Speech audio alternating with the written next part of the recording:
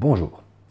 Il y a des films où la promotion est tellement grosse qu'on va les voir partout, sur nos portables, dans le métro, aux arrêts de bus, et d'autres films qui malheureusement n'ont même pas le droit à une sortie en salle et où la promotion est merdique.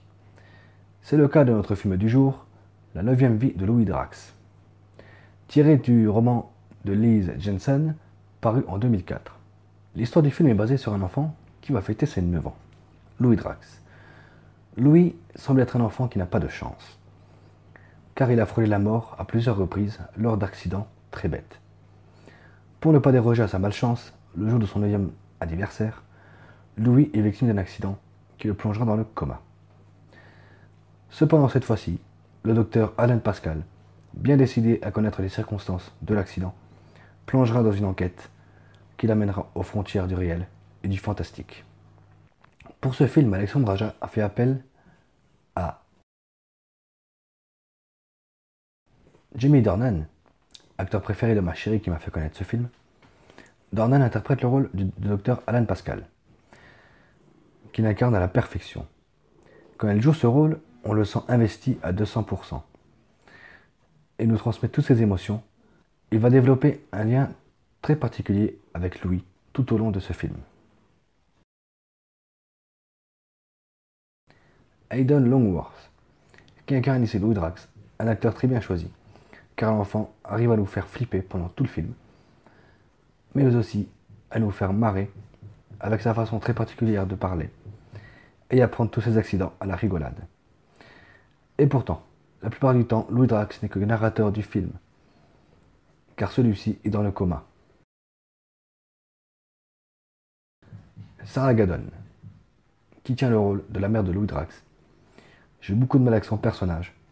Femme froide et qui ne ressent rien ou qui ne veut rien laisser ressentir, qui ne pense qu'à une chose, se taper le docteur Alain Pascal, alors que son fils est dans le coma. Aaron Paul, qui joue ici le rôle du beau-père de Louis Drax, acteur que l'on verra assez peu, car celui-ci disparaît après l'accident de Louis. Le mystère tourne autour de ce personnage, cependant lors de flashbacks, on peut dire de lui qu'il aime Louis, même si les scènes nous montrent un homme froid, distant et méchant. Aaron Paul joue parfaitement son rôle, qui laisse montrer ses émotions à l'écran. Oliver Platt, qui joue le rôle de Dr Perez, psy de Louis, personnage posé, réfléchi, qui pose en premier les questions et qui donne son avis sur les accidents de Louis Drax. Personnage incarné à la perfection par un acteur magnifique. Il y a un autre personnage que vous allez découvrir pendant le film. Celui-ci a une grande importance dans l'histoire.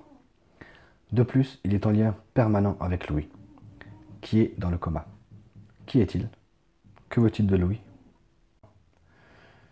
Nous avons un super casting pour une très belle histoire, mise en scène par Alexandre Aja. Réalisateur boycotté en France à la manière de Pascal Laugier, il délaisse son côté horrifique pour nous livrer un film à mi-chemin entre un conte pour enfants et le thriller psychologique. Mais la touche Aja est tout de même présente grâce au personnage mystérieux.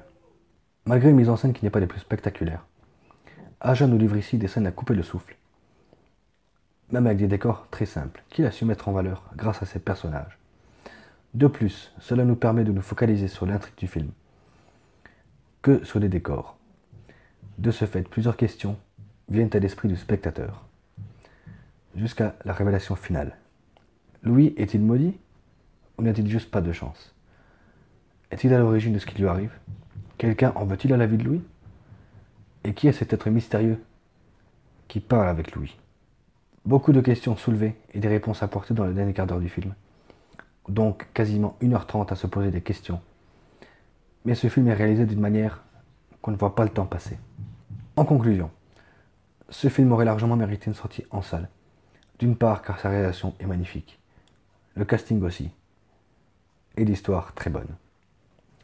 Mais juste parce que Alexandre Aja est sur liste noire en France, ce film est passé à la trappe.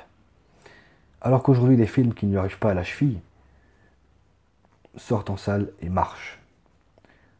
On est en droit de se poser une question. le public aurait-il changé? Ou les producteurs avares d'argent sortent des films sans queue ni tête pour faire de l'argent? Je vous laisse sur ces questions. Prenez soin de vous, continuez à regarder des films. Ciao.